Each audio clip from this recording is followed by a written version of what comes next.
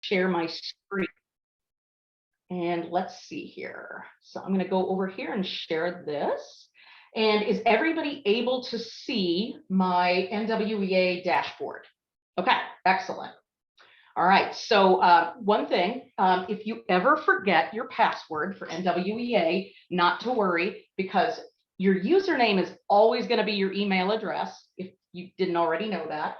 And you can always click the forgot password button on that. And basically, if you've ever forgotten your password, you're going to get an email in a matter of seconds just to reset it. But your username is always going to be, your email address. Okay. So in order to run some map growth reports, we're going to go over here to the left where it says view reports. And then I'm going to select this first option that says map growth reports.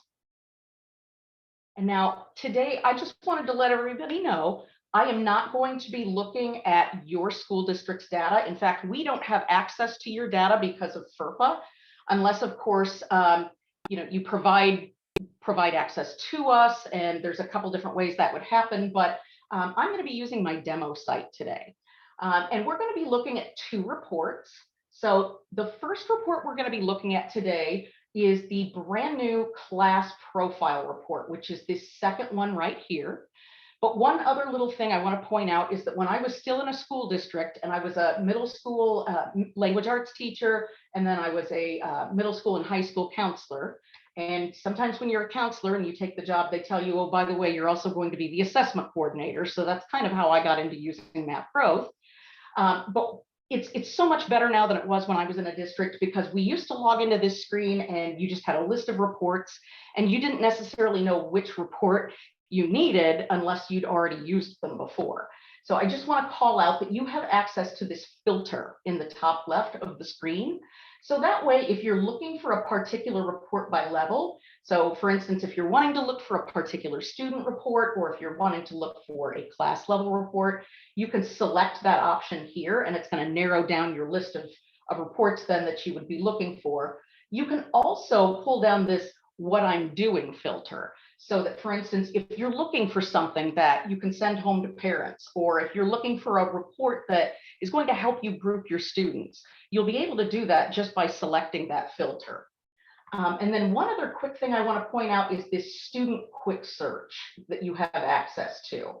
So that way, again, if you are just looking for a particular student and you want to go directly to that student's report, you would be able to just go ahead and put in their last name and first name. I don't believe you even have to put in a student ID, but I just wanted to call that out in case you weren't familiar with that part of the dashboard. So I'm going to go back to my map growth reports and I'm going to select that. And again, I'm going to be looking today at two reports with you all. We're going to be looking at the new interactive class profile report, which basically is using the same information that you would have taken from this third report down that says class report. But the class profile report is so much better because it's interactive and you can just kind of toggle the data the way you need to see it. So from the class profile report, then we're going to be going into the student profile report, which actually I just passed that up. So we'll be going from the class profile report into the student profile report.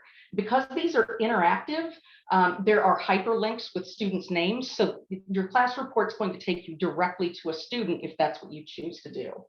So I'm going to go ahead and I'm selecting class profile report.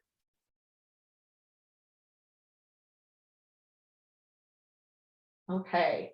And the first thing I'm going to do, guys, since your district isn't really testing high school, my demo site always, for some reason, defaults to this sample high school. So I'm going to go up here to this blue hyperlink and change my selections. And for our purposes today, I'm just going to choose an elementary school. And I already have what comes up as the most recent term. So I'm going to go ahead and leave this on fall of 2022, both for my term tested and term rostered. And I'm going to pick an instructor. And it looks like this particular teacher probably only has one class. So we're going to be looking at mathematics. But if you wanted to look at reading, you can come down here and select language arts. And then once you select language arts, you have the option over here under course of selecting either reading, which is what most schools give. You may not know this, you already have access to a Spanish version of the reading test as well. If you have students that, their first language may be Spanish, or perhaps if you have an immersion program, you could always test your kids using that Spanish reading. And then of course we have the language usage test as well. And that test is looking at like mechanics and punctuation and grammar. Not all districts choose to give that, even though you have access to it. But I'm going to go ahead and just switch back here, and I'm going to go to mathematics. And now I'm going to update this. Okay, and so we've got a second grade class that we're looking at. So the first thing that I want to call out is that you can probably notice that right now we're looking at achievement details, but there's another tab just to the right of that that says test details. And we're going to get into that in a moment. But in looking at achievement details, what I'm going to do is scroll down, and what I can see is that these are all of my students. I've got all 20 of my students, and it tells me they've all tested, they all have a score. And it tells me right off the bat, most of my students are at or above the 50th percentile, which is what we consider typical based on our norm study. NWEA puts out a new norm study roughly every 3 to 5 years. The most recent norm study that we have is from 2020. Unfortunately, the data that it's in that norm study does not capture any terms that would have happened during COVID. So it'll be very, very interesting for all of us to see the new norm study when it does come out in another year or two, because we'll be able to kind of see how have the norms changed in terms of our growth and achievement across the United States. So when we say that a student is at the typical level or a typical range, we usually mean that they're right at about the 50th percentile. But we're going to be talking about the difference between typical and proficient in just a little while. So what I can do here is I can see all of my 20 students, and this clearly is a demo site because I don't know any teacher who has 20 students only, and I know I never had 20 students. I can see that these are the quintiles that break down how my students did in terms of their achievement. So for instance, I see that I don't have any students that fell below the 21st percentile. I can see I do have 3 students that were in that 21st to 40th percentile range. And then 6 students right in that average range of 41st to 60th percentile. And I've got 3 students that had scores that were at the 61st to 80th percentile. And lo and behold, I've got 8 students that were above the 80th percentile. So I've got a pretty high performing group here. So after I look at this, and by the way, guys, whenever you see a question mark like the one you see here, if you click on a question mark, it's just going to give you more information regarding, maybe the term that they're looking at, or, in this case, for instance, maybe you're looking at this report and you're saying to yourself, well, it tells me that not all 20 of my students have tested. And then it just gives me further information that, a student isn't going to get a score if they didn't finish the test or if the test was invalid. Another reason sometimes students might not show up on a report is if they had tested outside the test window, or if they were assigned an incorrect test, which used to happen to us sometimes in the district I was in. Sometimes folks would give the screening test instead of giving map growth, and then of course we'd have to go back in and test them. But I just wanted to point out that whenever you see a question mark like that, it's just a cue to pick up that this is just additional information. So what I'm going to do now, guys, I'm going to look over here at comparisons, because what I want to know is how do my students stack up compared to that national norm study that we talked about. So in our norm study, we have over 10 million students in that norming sample. And we also went to the trouble of making sure that that norming sample was nationally representative. So basically what we did was we are trying to pull students from, not just urban, suburban, rural backgrounds, not just one of those, but we wanted to make sure that the sample represents all of those different backgrounds, free and reduced lunch, and so on. So I like to call that out as well. So I can see that this was my class average for my second graders, all 20 of them. So their average RIT score as a group was 181.1. And this is good news because when I look at this particular line here, it tells me your grade 2 students have scores that are above the national average.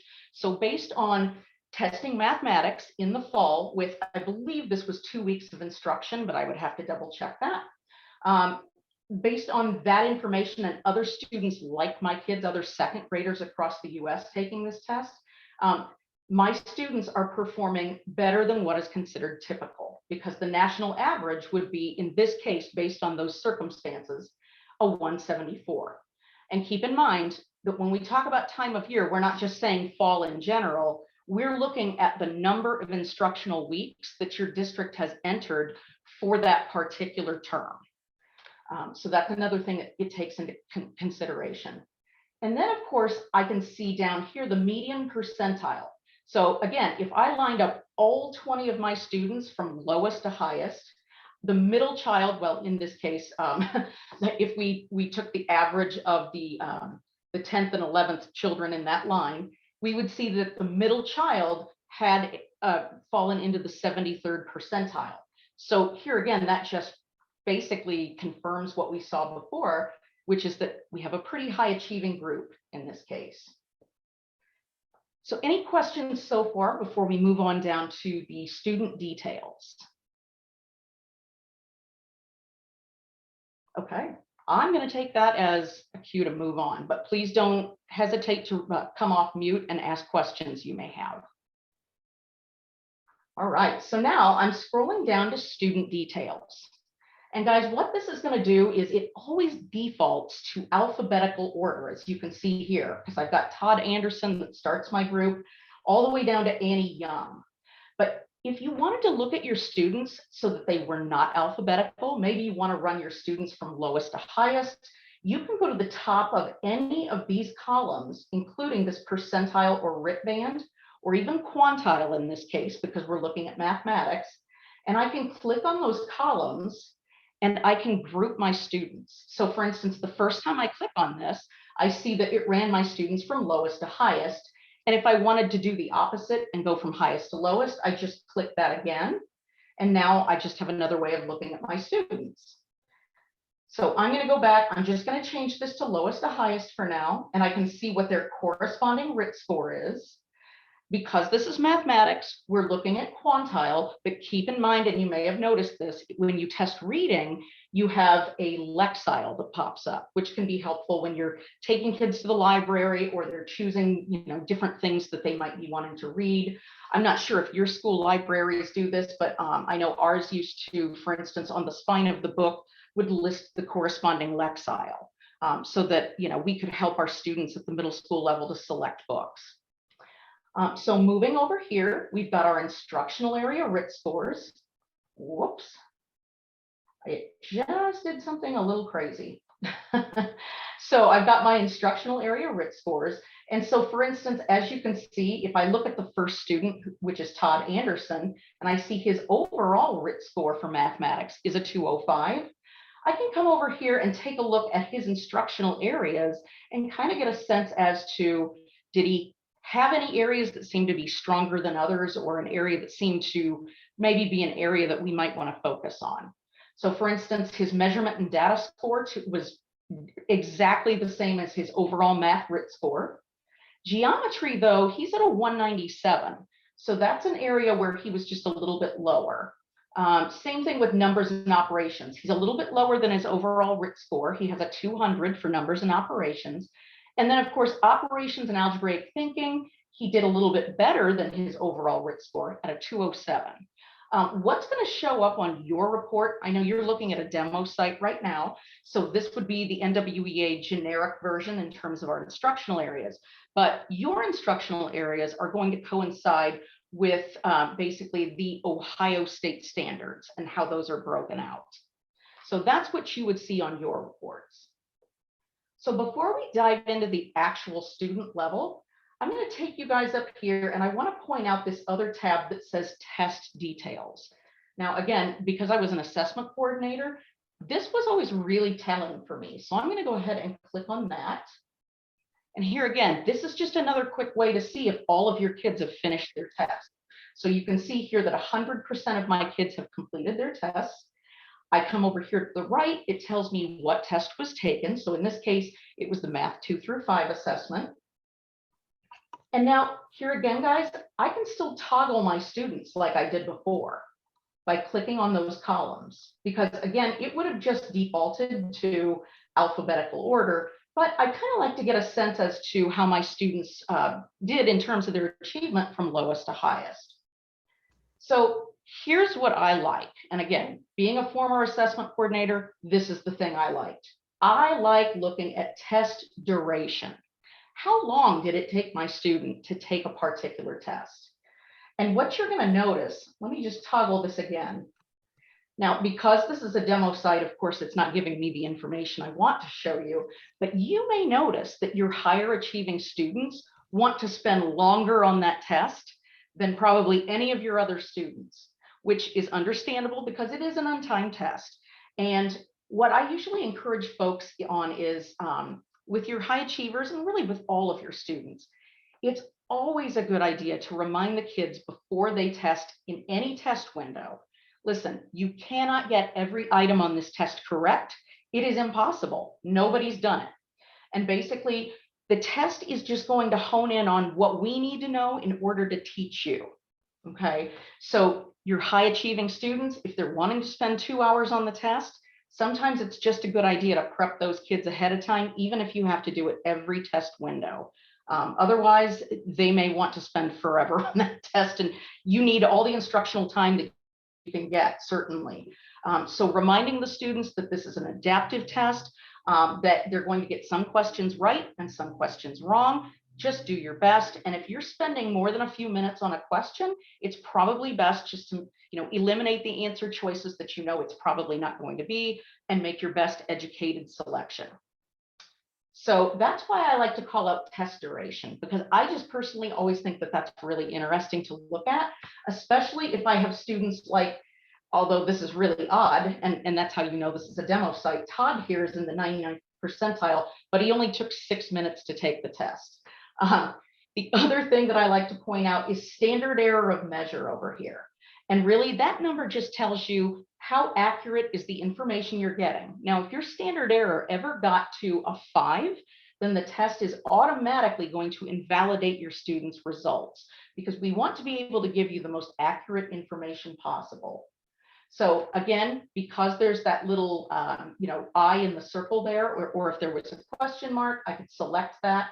And that's just going to give me more information about the standard error. And there's even a hyperlink here that tells me I can learn more about standard error of measure if that's something that I want to do. And then the last thing that I'll call out over here is just that you can see what date your students took the test. Okay. So going back to achievement details, and I've got all my students here. Now what I'm going to do is I'm going to go ahead and say, you know what? I want to run my students lowest to highest. And now let's say maybe I'm considering which students I need to pull for, the RTI or MTSS process. And certainly MAP growth, this is not going to be your only data point when you are selecting kids for that process, but it can definitely be one of them. So for instance, I might decide to say, you know what, I'm going to initially start out by looking at all my kids below the 30th percentile. So in this case, I might want to go ahead and in this case, I'm going to look at Samuel White. So notice all your kids at the left here, they're all hyperlinked. So I'm going to go ahead, I'm going to select Samuel. And I see that there are a couple of questions that, oh, one of my daughters takes days to do it. Yep. Please do tell your daughter that, because I had a daughter that wanted to do that too. And then I was her guidance counselor. And I said, Noelle, you cannot spend 3 days on this test, because I was the one that had to pull the kids for the, to finish the test. So yeah, I strongly encourage you to do that. That's a great idea.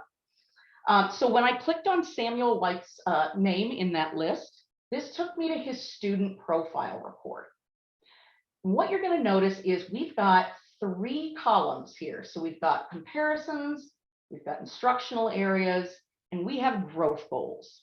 And again, you're going to notice there's a little question mark next to each of these, so that, for instance, if you want to get more information on those particular sections, you have access to that.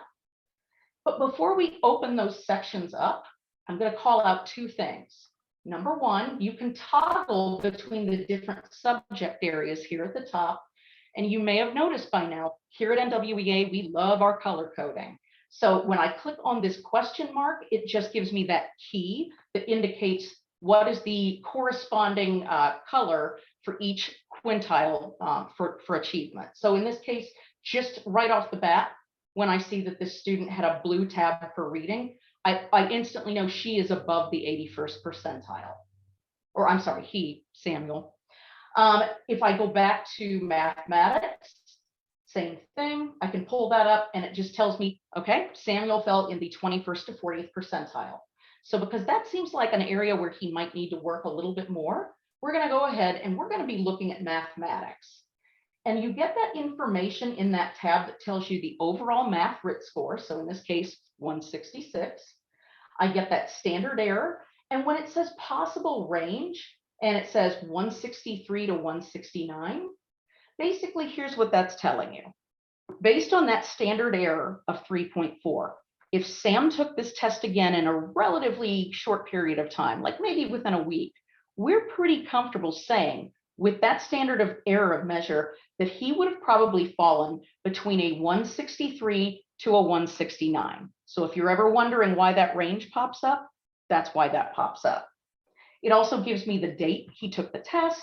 It tells me how long it took him to take the test and whether or not he had any rapid guessing. If he did have any rapid guessing, what was the estimated impact? How much did that really impact his score? What was the percentage? So the other thing I want to point out before we break into those three tabs, comparisons, instructional areas, and growth goals, I want to scroll down and point out that you can also see your students over time and how they did on every single MAP growth assessment that they have ever taken. Okay, so the most recent one pops up here. We've got fall of 2022, and I can see that Samuel he's kind of gone up over time. But you know, this is a student that we might want to consider setting some kind of a goal with later on because he doesn't seem to be cracking beyond that, that orange band. So the other thing I'll call out is that this line that you see, this dark line, obviously that is the line that indicates Samuel's performance, right? But then that dotted line at the top within the yellow bar there, that's giving me what is typical achievement based on other second graders across the United States who tested at the same time of year in mathematics, so that I can see what typical achievement would be.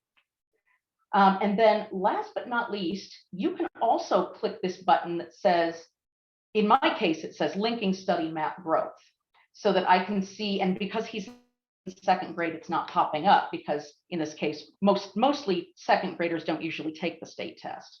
But if you have kids in third grade and above, usually that's going to populate and you're going to have something that comes up over here at the side that would tell you, is that student on track to be proficient on the Ohio State test? So that's another option that you have as well.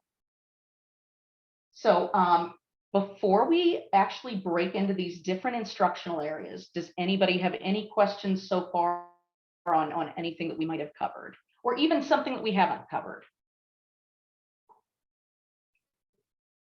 Okay. All right, guys. So let's do this. Oh, one other thing. I'm sorry, I should have called this out. You often will see that there's this user-friendly language that pops up on the student profile report. So for instance, I see a little magnifying glass that tells me, okay, Samuel has a suggested area of focus. So this is just telling me that his mathematics score could benefit if we spend a little bit more time working on numbers and operations and on geometry. And you can even see it down here in the instructional areas tab, where it tells me suggested area of focus. You're also going to notice on instructional areas here that we always rank those instructional areas from lowest to highest. Not every student is going to have a suggested area of focus. Not every student's going to have a relative strength that pops up. So sometimes you'll see a little icon instead of this magnifying glass, you might see a barbell. I think it's a barbell. And it will tell me that my student has a relative strength in a particular area. So I just like to call that out. And then of course, it also tells me in this case, to help Samuel boost his performance in mathematics and better match his U.S. national peers, let's look at his instructional area scores so that we might look at how we can perhaps, dig in and even set goals. What I'm going to do, guys? I'm going to go up here. I want to select a different student for the moment because I want to be able to call out the linking studies. So bear with me 1 second while I pull up another student that is above 2nd grade so that I can get that information. So I'm going to just select fall of 2022, and just to make sure that I'm getting a student that I know is that I'm going to get that information for, I'm going to pick middle school this time. So I selected a student, and Iris Carr, she is in the 7th grade, and this is probably a good student to pick because we see reading is definitely a real strength for her because she had her reading score pops up in that blue box. But mathematics, that's an area where Iris might need to maybe spend some additional time. And as you can see, she does have a relative strength down here because her overall RIT score for math was a 196. But she actually had a 205 in operations and algebraic thinking.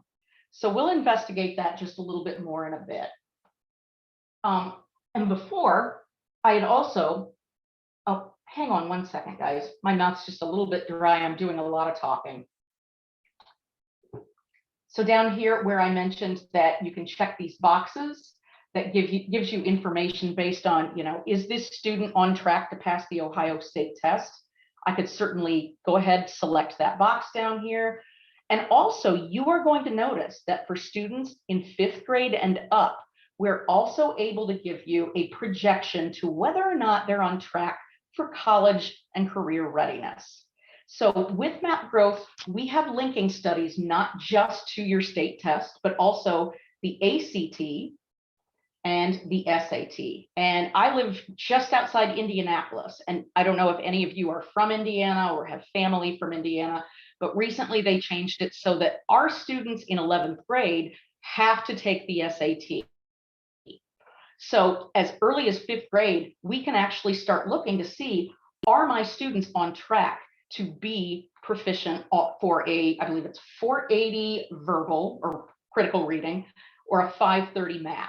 So in this case, I can see that Iris, she's not on track for that yet. And it basically tells me down here on this, longitudinal graph, whether or not she is on track. But earlier when we were looking at a 2nd grader, this is what I wanted to pull up and couldn't because we had a 2nd grade student. So again, we can give you that college readiness factor starting at the 5th grade.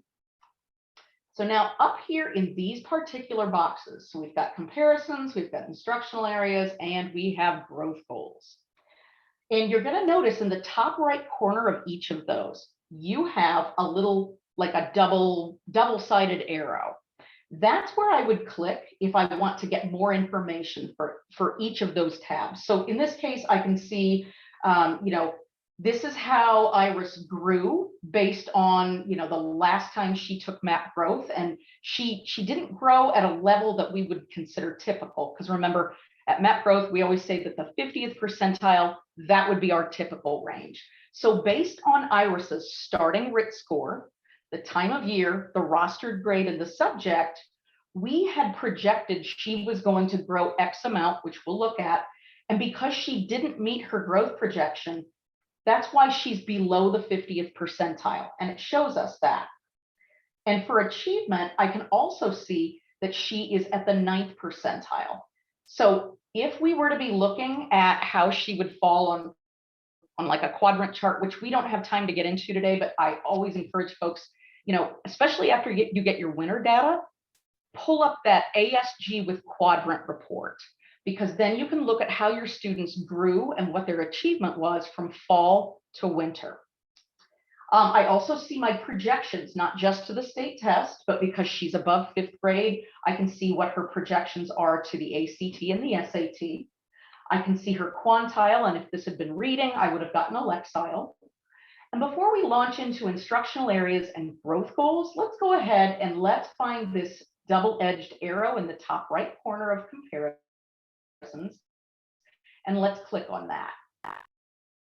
So as I'm pulling this up, if there are any questions that anybody can think of, please don't hesitate to stop me if there's something that maybe, you need some clarification on, or something you might be thinking about. Okay. In this case, I want to call out the comparison period. So because this is a fall term that Iris tested, I'm only able to look at her information from fall of last year to fall of this year. But after she takes map growth in the winter, I will be able to run that one of two ways.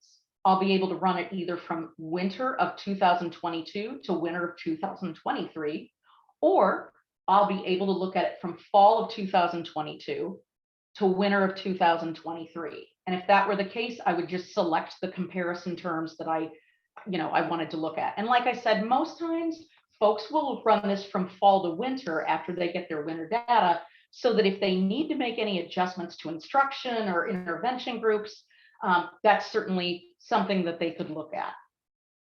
So now that we're looking at Iris in a little bit more detail, guys, remember we talked about where she would fall if this were a quadrant chart.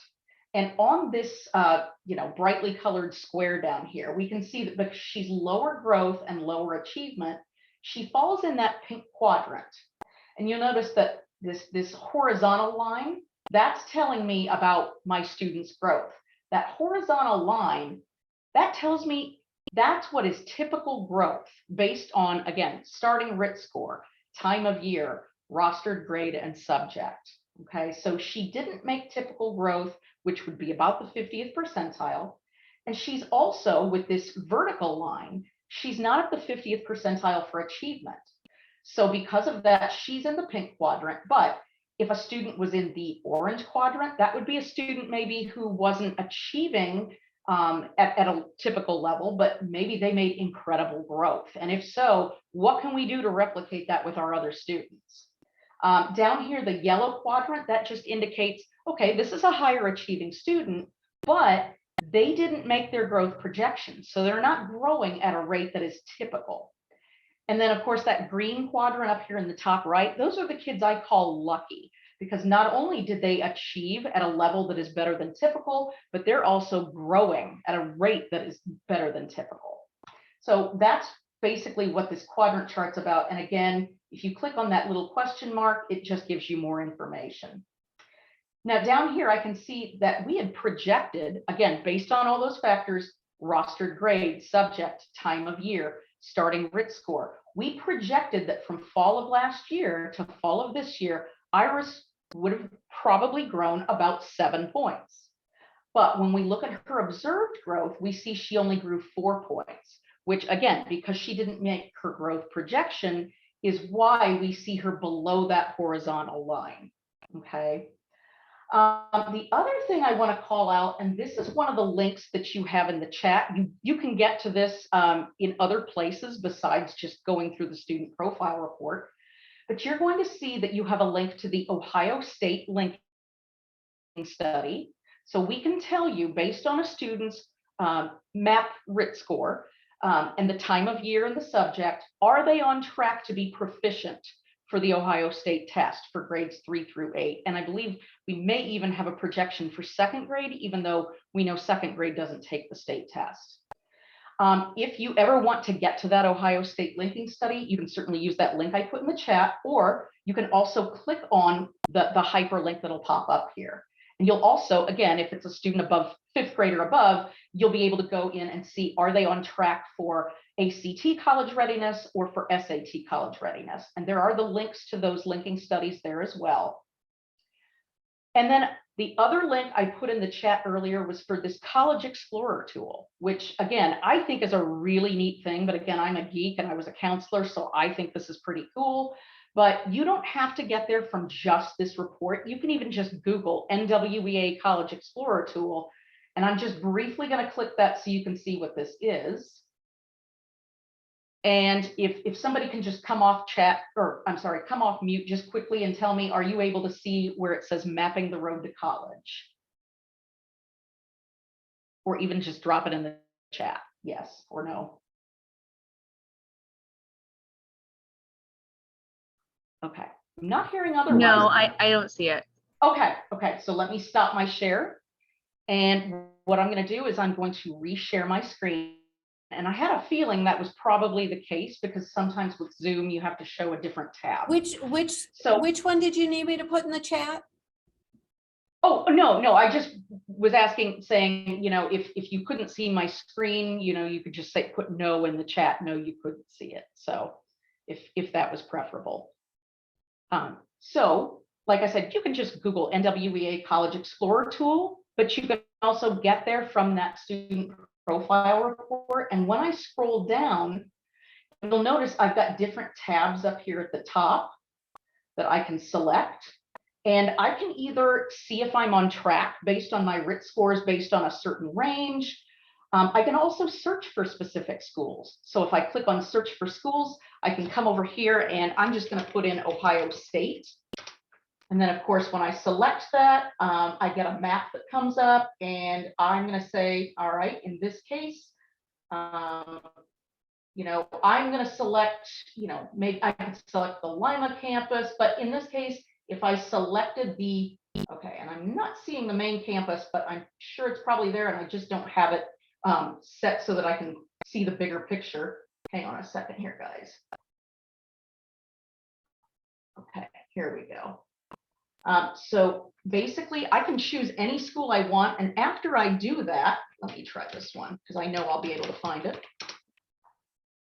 I can select the campus that I'm looking for. So in this case, you know what, let's just say I'm looking at Ohio University, Chillicothe. I hope I said that right, guys. I'm not from Ohio. So when I do that, it basically brings up that particular school. I have a link to their website and it will give me basically if the information is being shared from College Scorecard, it'll tell me what the on-track RIT score is, what was the percentage of students who were admitted. In this case, I'm guessing that I'm sure this is probably not the main campus, and that's probably why it's not pulling.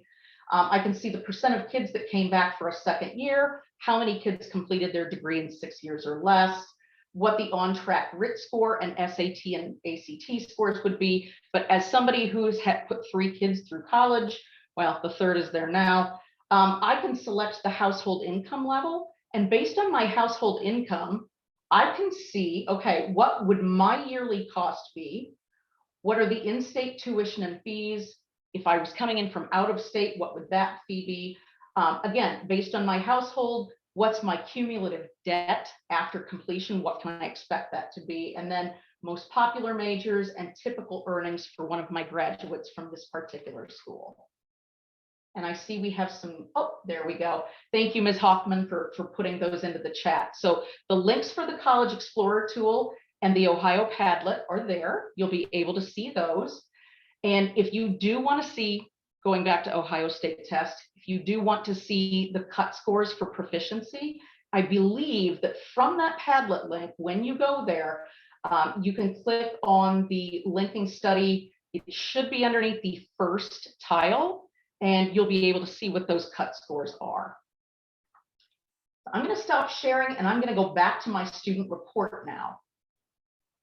So bear with me just a second. And I have a feeling I'm probably going to be pulling up a different student because I did get out of that.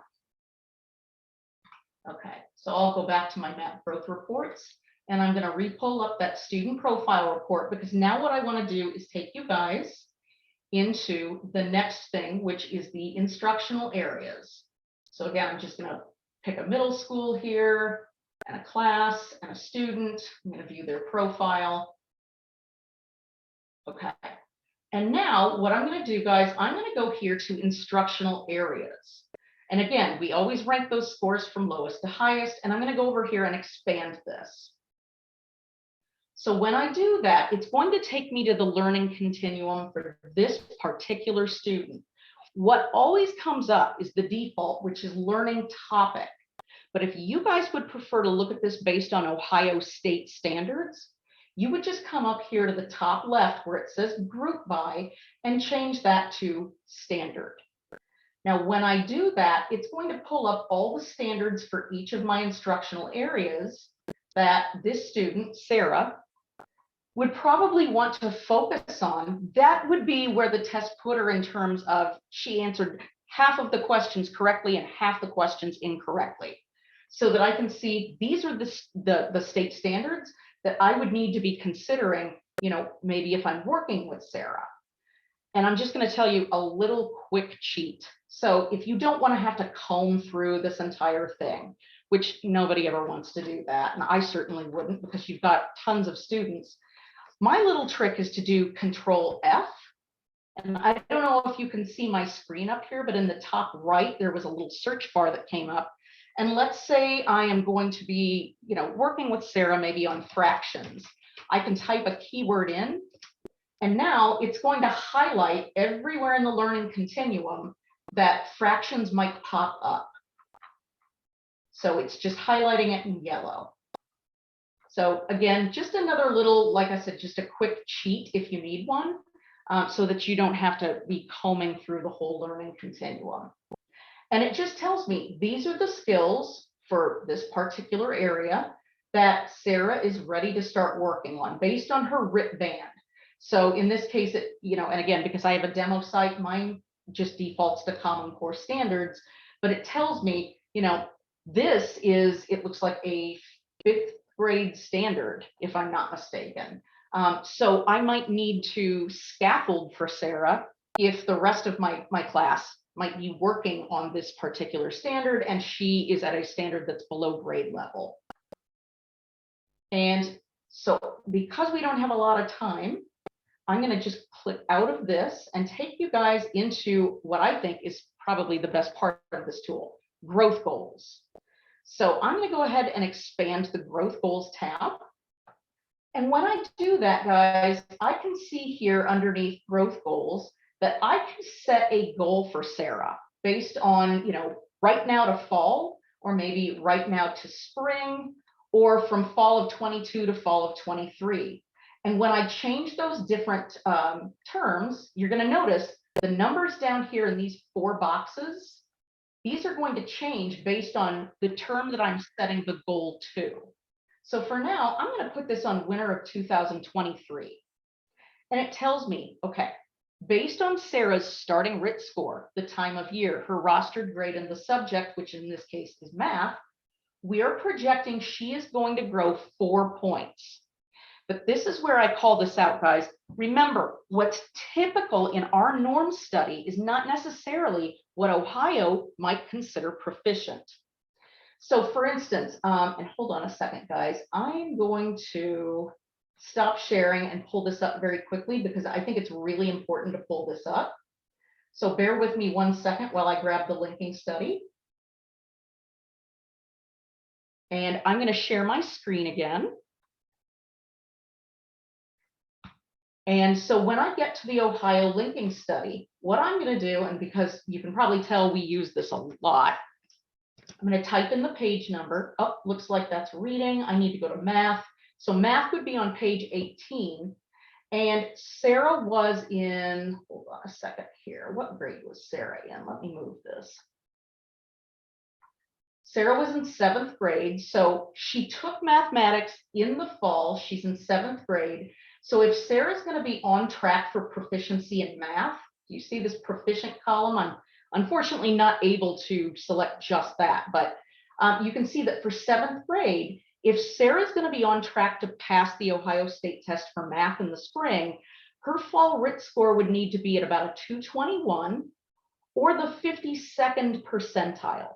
Okay, so again, the 50th percentile is what we would consider typical based on our norm study, but every state sets their cut scores differently than every other state. So for instance, with reading in 7th grade, if she's going to be on track for proficiency, she would need at least a 215, which again, our research tells us would be at about the 52nd percentile. But look where 8th grade is. 8th grade, you'd have to be at about the 59th percentile or a 222. So that's where I'm getting this information from. So because of that, guys, I'm going to go back and I'm going to go back to my student report. So let me reshare this. And now when I look at this, keep in mind, we said that Sarah would need to be at about the 52nd percentile if she was going to be on track to pass the state test in the spring.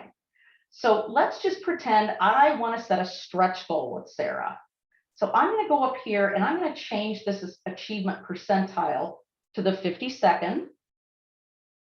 And so now I can see, okay, how many more points would Sarah need to grow between now and winter if she were to, try and close in that achievement gap to be on track for proficiency? So instead of growing 4 points, she would need to grow 7 points. Okay, so you certainly have the option then of setting a goal with your student. Over here at the right, I'm just hovering over this where it says winter of 23, new goal. And that would put her at the 52nd percentile. And that would put her at the 67th percentile for growth. So she would have to, grow at a rate that's better than typical. And I always tell folks, look, it's great if a student makes their growth projection, because about 50% of kids on average are going to meet or exceed their growth projection. But in Sarah's case, if I want to start closing in on that achievement gap, I need to start doing that over time and just setting small stretch goals.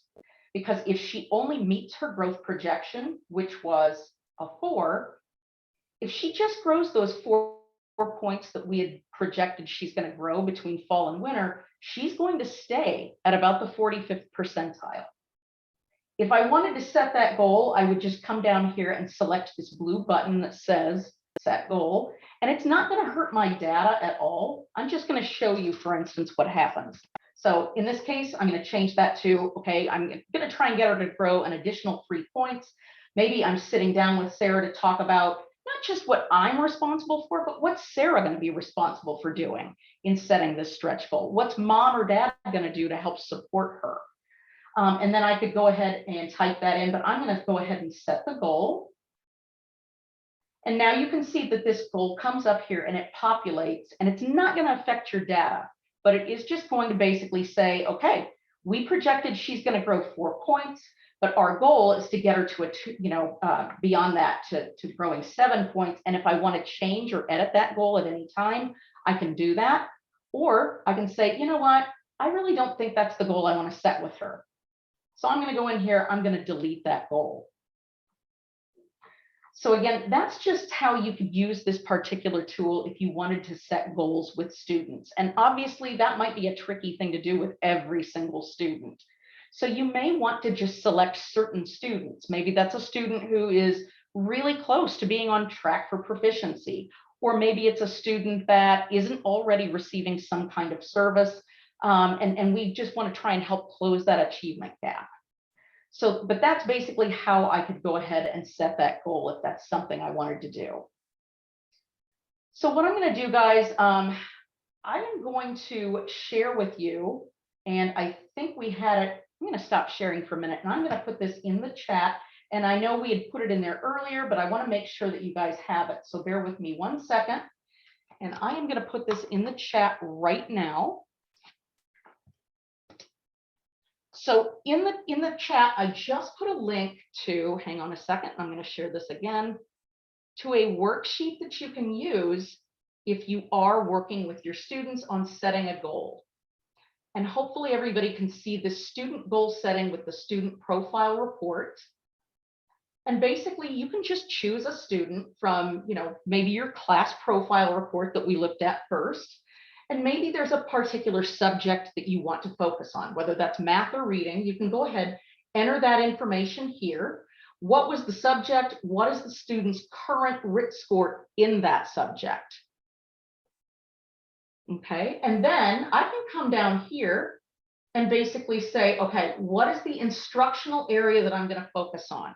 So remember when we clicked on that instructional areas tab for the student profile report, and we pulled up, in our case, state standards instead of learning topics.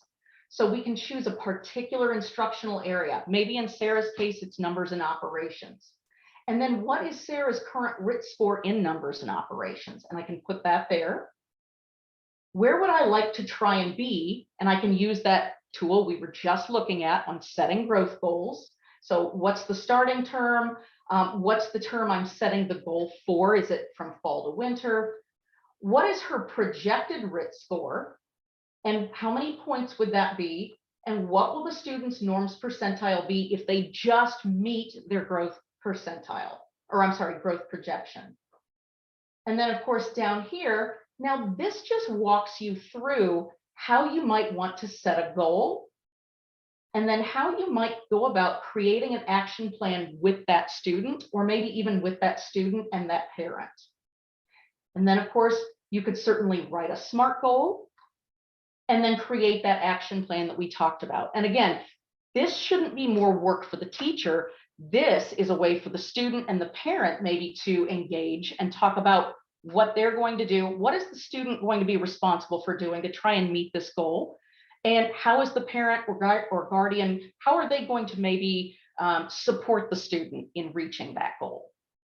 So this is another activity that you could certainly do. It's obviously not anything you would necessarily maybe do with every student, but obviously if you wanted to, you could sit down and certainly do that. But like I said, I just kind of like this as an additional resource. I'm going to stop sharing that for a moment just so I can call out that Ohio Padlet again that you have access to. And we're just about done, so I just want to call this out. And my colleague Susie Spafford, who lives, as I mentioned before, in the Cincinnati area, she created this Padlet. And guys, I love this. I have one for Indiana for our districts here, but I just want to call out this far left tile that says Ohio specific. Oh, sorry, I just stopped sharing by accident. Hang on a minute. I just want to call out this Padlet because, oh my goodness, she has put so much work into this. Under Ohio specific documents, if third grade reading guarantee is something that you need to look at, and the on-track RIT score, guess what? You've got it. For your K-1 students, if you want to see if they're on track, even as young as they are, what trajectory do they need to follow if they're going to be on track? Gifted ID, 95th percentile. Here is an Ohio State linking study document that just gives you just the cut scores so that you don't have to go to that entire linking study. You'll also notice that we've got our norms documents for 2020 here, information on test administration, like accommodations, calculator usage, MAP testing tips for students. Again, if you've got students in grades 5 or above, we've got this college readiness information.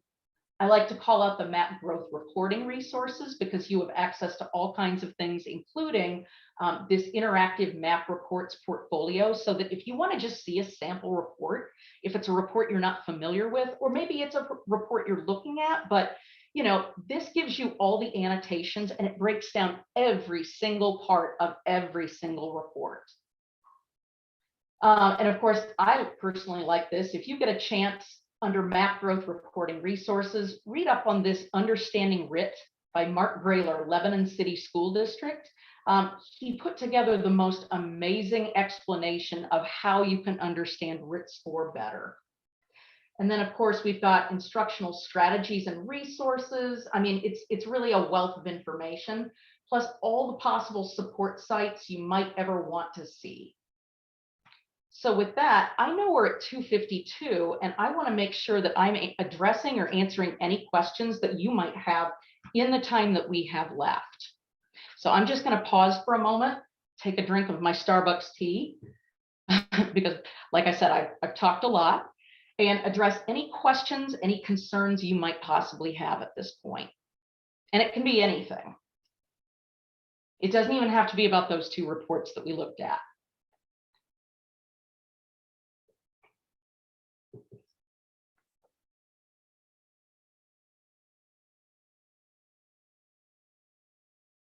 And also you'll find our Ohio team information here, so that if you need to get a hold of me, there's my email address. And I really should have Susie add my cell phone as well, in case sometimes I get texts from people during the day too, if they have a quick question. Yeah, that's great. And I'll put the links to all this good stuff in the professional development menu, so that PD menu. Great. And then when when we're done and I stop the recording, did I stop the recording? I'm not sure. I don't think I did. Okay. Video setting. I thought I did record it though. Yeah, it says recording on, so, Does or it? Okay. down in the chat, it says, yeah, it says, Oh, here we go. So I'll stop the recording now. okay.